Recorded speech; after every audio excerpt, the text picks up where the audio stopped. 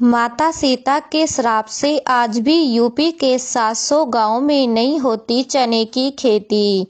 जानिए क्या है कारण। उत्तर प्रदेश में एक नहीं बल्कि ऐसे 700 गांव हैं जहां लोग चने की खेती तो करते हैं लेकिन उपज नहीं होती है।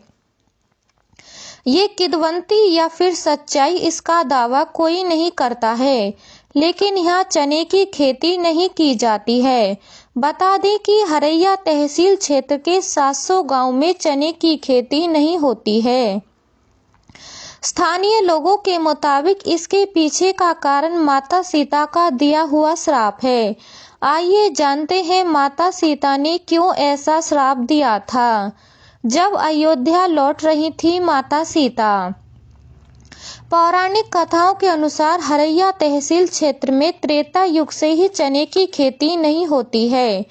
इसके लिए ये कहानी प्रचलित है कि जब भगवान राम माता सीता के साथ जनकपुर से अयोध्या लौट रही थी, तब वह एक खेत से होकर गुजर रही थी।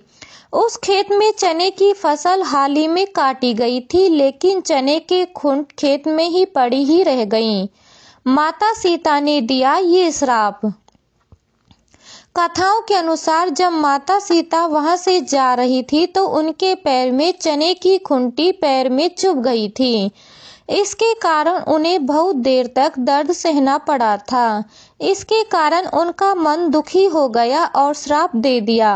माता सीता ने श्राप दिया कि इस स्थान पर कभी भी चने की खेती नहीं होगी और जो भी चने की खेती करेगा उसको अच्छे परिणाम नहीं मिलेंगे। इन जगहों पर नहीं होती खेती। स्थानीय लोगों के मुताबिक वहां पर तभी से चने की खेती नहीं की जाती है। वहीं अगर कोई चने की खेती करने की कोशिश करता है तो उपज नहीं होती है, या फिर उस इंसान के साथ कुछ ना कुछ गलत जरूर हो जाता है। इस कारण से यहाँ पर चने की खेती करना अशुभ भी माना जाता है। लोगों की माने तो मनोरम और सरयू नदी के किनारे बसे 700 गांव के अलावा सभी जगह चने की खेती हो सकती है।